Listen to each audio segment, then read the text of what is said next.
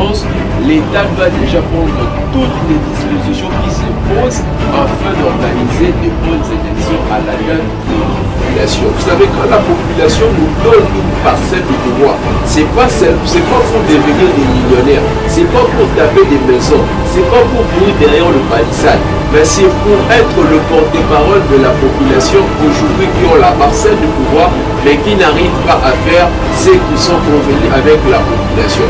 La population croupisse dans la misère, la population manque même ce qu'il ne fallait pas manquer. Bilan. Comment vous jugez les bilans de M. Félix Antoine? Si je peux coter M. Félix Antoine Tshisekedi sur le bilan de mi-parcours, sur 10, je peux lui donner des données. Mon Dieu. Bonjour, bonsoir chers internautes, bienvenue à notre émission Tokunda Bosolo présentée par Merveille Bukumbala BKM. Je ne serai pas seule sur ces plateaux, chers internautes, je serai bel et bien accompagnée par Monsieur Diem Malamba, représentant de l'ASBEL, Réveil d'une génération. Bonjour Monsieur Diem Malamba. Bonjour Madame la journaliste. Ça va? Vous allez bien, en forme? Oui, ça va par la grâce de Dieu, nous tenons bon. Ouais, chers internautes, nous allons parler de ces sujets, les élections 2023. Monsieur Malamba, pensez-vous qu'il y aura bel et bien les élections en 2023? Madame la journaliste, merci pour votre question. Permettez-moi avant de répondre à votre question, de saluer d'abord les internautes qui nous suivent en ce net moment. Okay. Vous savez, passer dans votre plateau, au-delà d'être un privilège, c'est aussi une responsabilité. Parce qu'il y a des milliers de gens qui nous suivent en ce net moment, qui ont besoin d'informations afin de savoir ce qui se passe dans notre pays. Au regard de votre question relative aux élections en 2023, je commencerai par dire ceci. Les élections, c'est très important pour un État. Vous savez, l'accessibilité au pouvoir dans un État est définie par des méandres, par des méthodes. Et dans notre pays, la Constitution a défini des mécanismes par lesquels une personne peut accéder au pouvoir, et notamment les élections. Si vous voulez jouir d'une parcelle du pouvoir dans notre pays, notamment être député national, être sénateur, être député provincial, soit président de la République, vous ne devez que passer par le trichement des élections.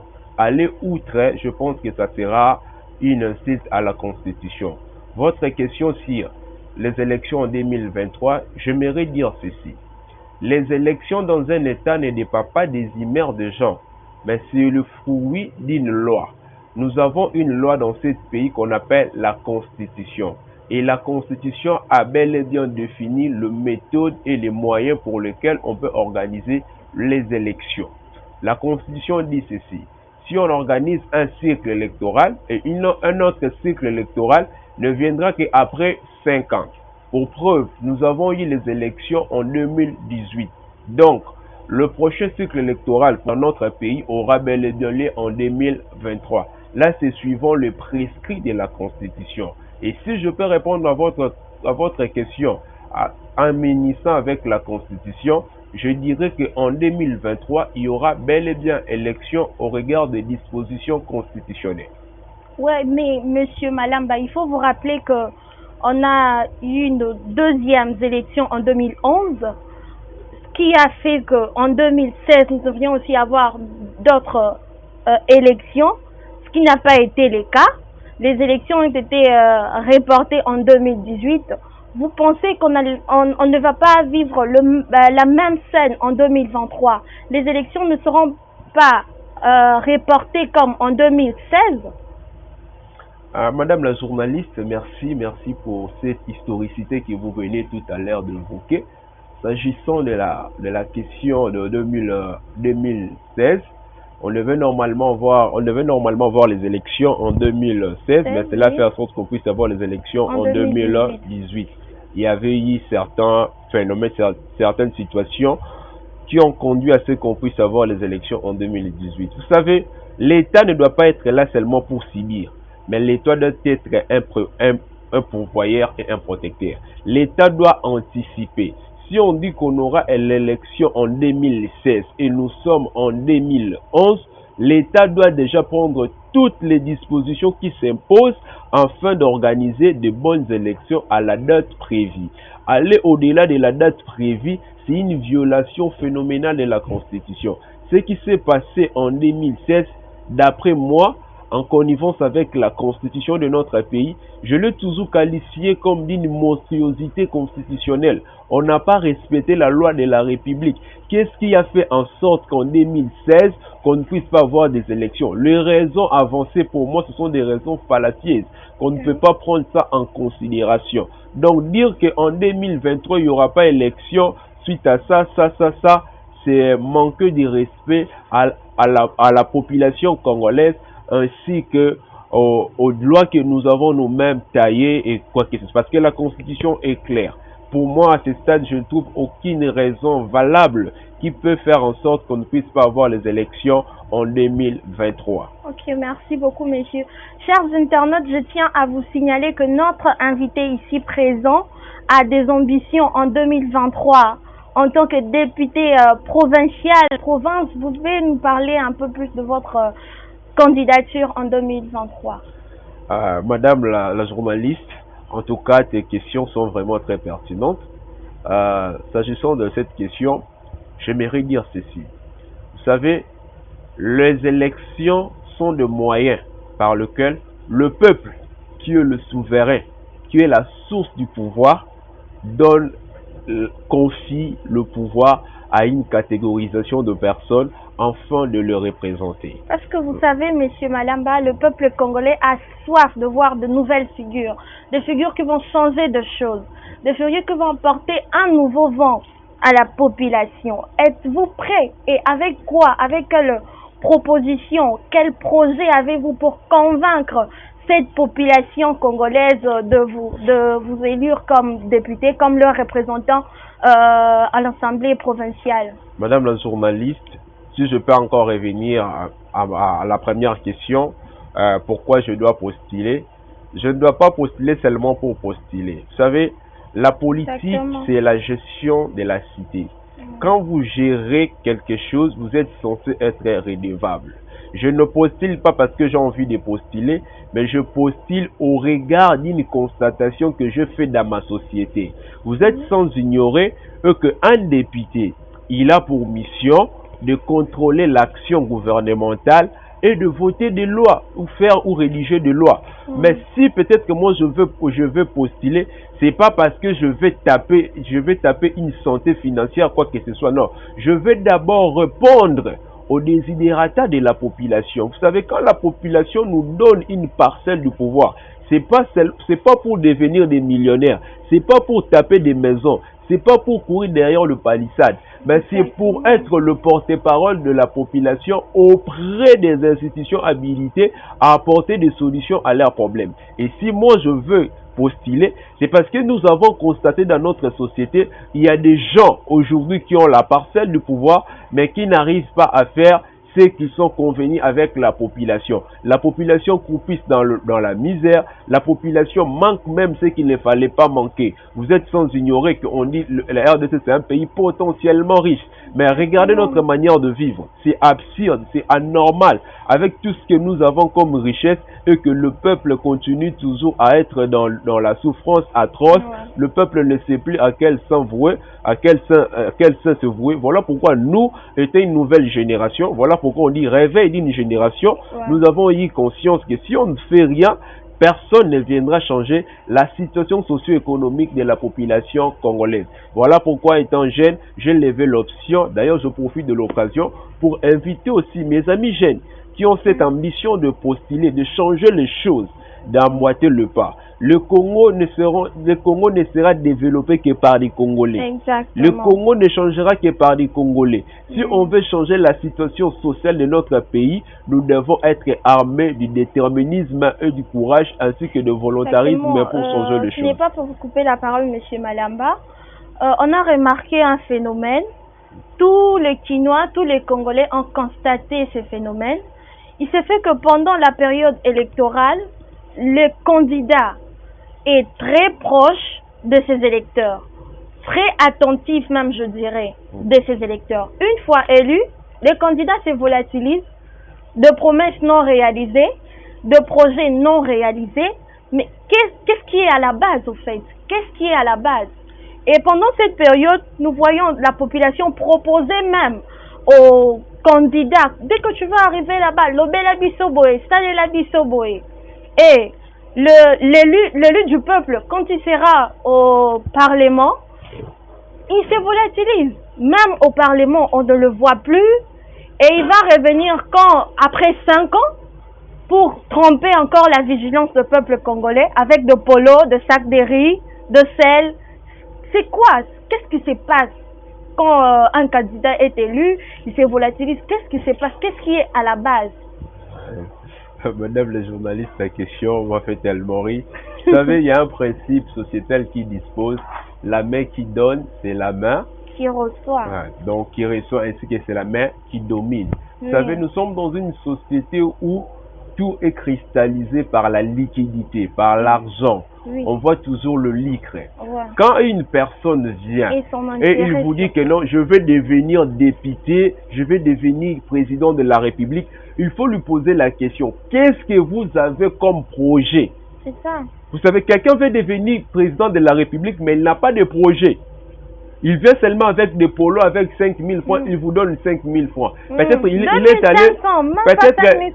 est allé emprunter l'argent quelque part dans une banque, ou non, empruntez-moi 50 000 $, je bats campagne, une fois que je serai élu, je vais vous rembourser. Quelqu'un qui a emprunté 50 000 francs, oui, quelqu'un qui a vendu même la parcelle familiale, et une fois il est élu député, il sera d'abord obligé d'acheter la parcelle pour compenser celle qu'elle a vendue avant. Voilà pourquoi on a de pareilles personnes. Il est là, il vous dit votez-moi, une fois que je serai aux affaires, je veux changer les choses. La personne vous donne de polo, 5 000 francs, quoi que ce soit, et vous la votez comme député. Une fois, elle est élue députée, la personne disparaît. Il fait comme si il n'a jamais été élu, peut-être dans telle circonscription électorale. La personne commence à passer ses vacances parlementaires à Washington, à Paris, alors qu'il a été élu à Tchangou, à Lukunga, mais il passe maintenant ses vacances parlementaires à Paris, en France. Non, c'est absurde, c'est inconcevable. Voilà pourquoi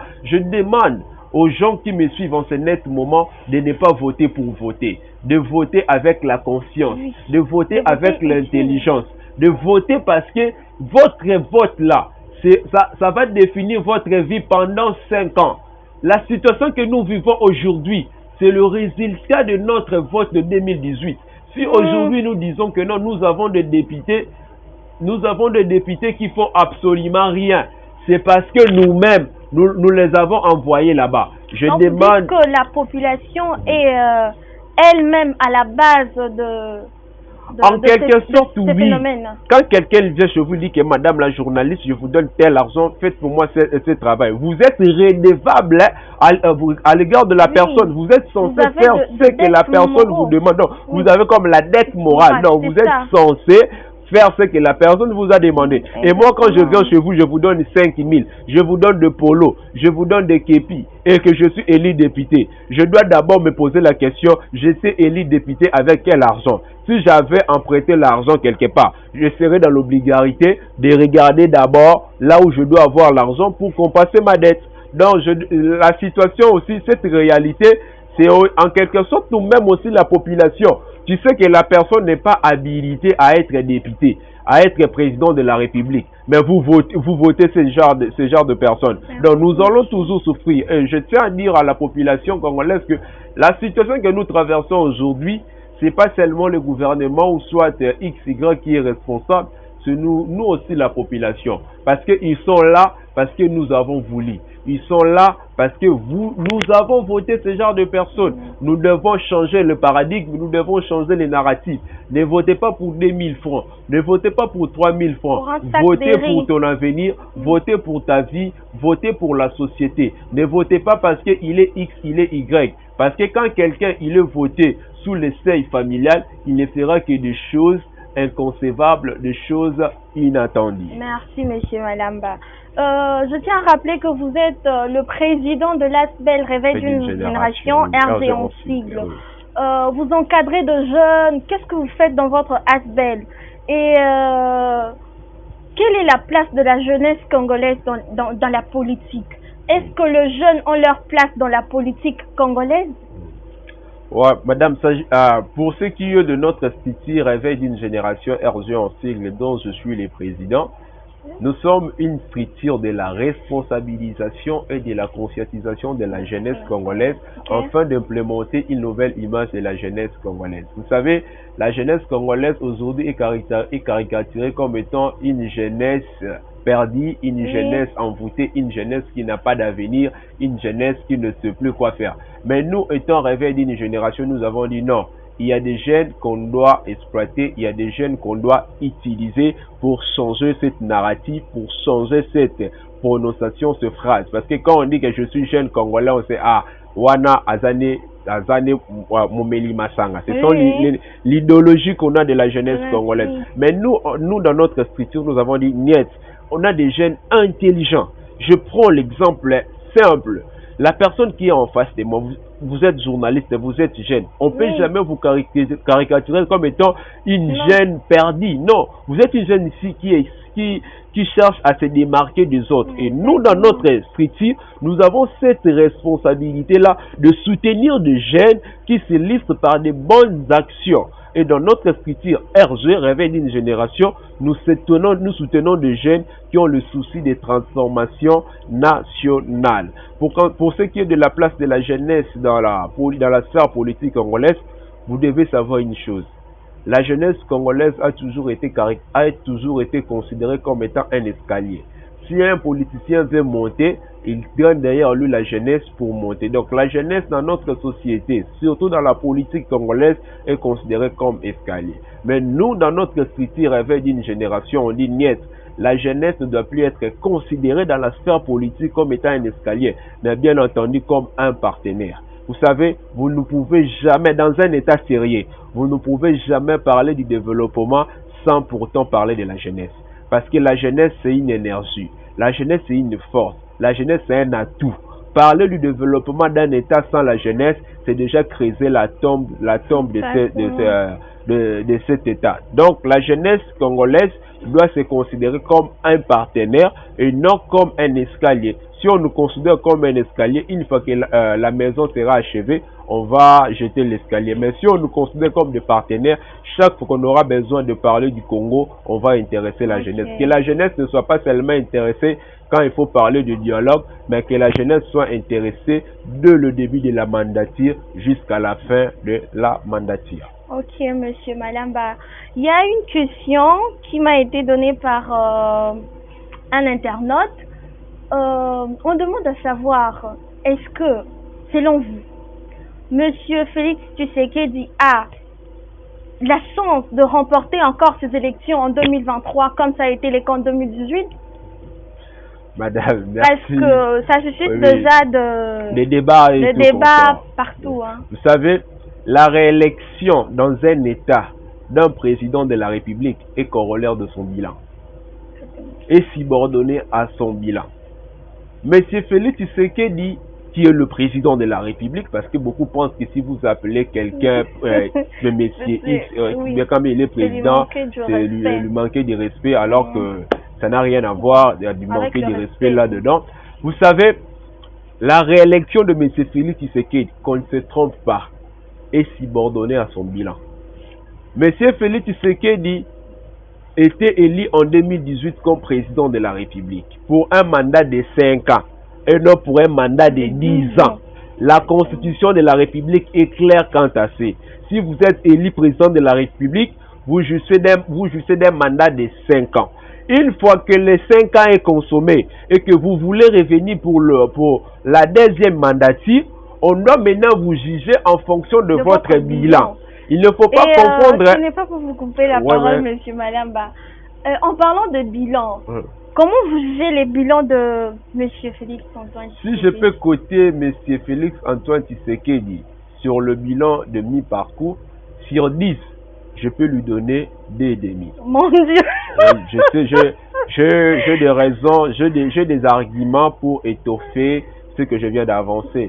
Vous savez, madame, quand vous contestez une gestion, il faut s'illustrer par une bonne gestion. Monsieur Félix, avant d'être président de la République, il était dans l'opposition.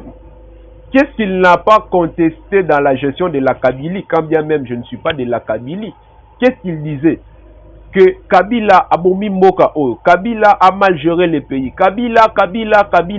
Donc, les matins, c'était Kabila, à midi, Kabila, le soir, Kabila. Et aujourd'hui, Kabila n'est plus là.